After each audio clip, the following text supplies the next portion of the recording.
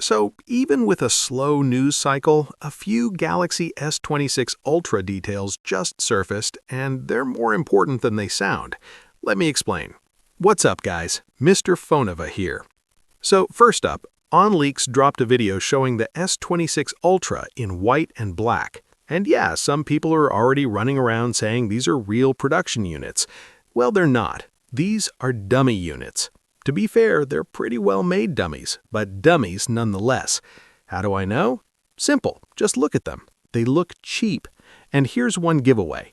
Watch the volume button. When she presses it, the entire volume rocker sinks into the frame. That doesn't happen on real phones. Now, moving on to pricing, there's a new report out of South Korea saying Samsung is struggling to lock down the pricing for the Galaxy S26 lineup. And the reason is pretty simple. Component costs are going up, especially memory prices, and manufacturing costs have jumped across the board. We're already seeing a bunch of Chinese brands quietly raising prices on both new phones and existing models. Samsung is stuck in a bad spot. If they pass the cost increase to consumers, sales could take a hit. If they absorb the cost and keep prices the same, profits take the hit instead. That's why the pricing decision still isn't finalized. Interestingly, Samsung is reportedly losing money on every Z trifold it sells. They're pricing it below manufacturing costs and taking a loss on each unit. That sounds crazy, but it's intentional.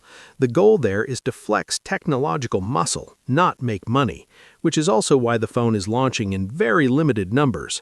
But Samsung cannot play that game with the S26 lineup. These phones are the company's bread and butter. So yeah, we'll have to wait and see how Samsung handles pricing this time around. Moving on to software, One UI 8.5 will debut with the S26 lineup, and Samsung is introducing two new features focused on saving mobile data and extending battery life. First one is called Adaptive Data Saver.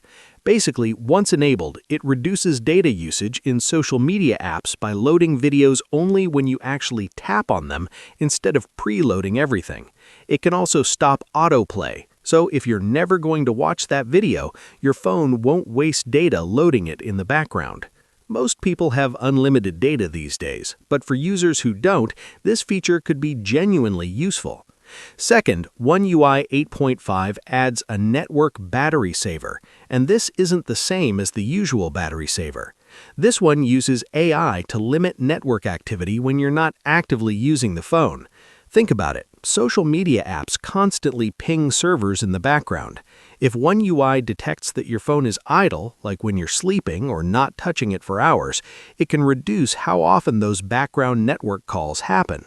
Fewer wake-ups means less power drain.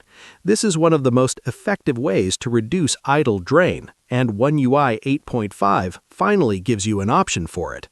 Now, on the camera side, there was a recent rumor saying you could make the S26 Ultra take 24-megapixel photos by default instead of 12 megapixels using Camera Assistant app. Turns out that's indeed true. Android Authority found internal code pointing to this. So if you want 24-megapixel shots as your default in the stock camera app, you'll need to download Samsung's Camera Assistant app and enable it once. After that, you'll have 4 shooting options. What's interesting is this might not be exclusive to the S26 Ultra. Older phones could get it too. Right now, the 50-megapixel and 200-megapixel modes on Ultra phones sacrifice some dynamic range compared to 12 megapixels. Whether 24 megapixels hits the sweet spot is something we'll have to wait and see. Finally, here's something you should know if you're planning to buy the S26 lineup.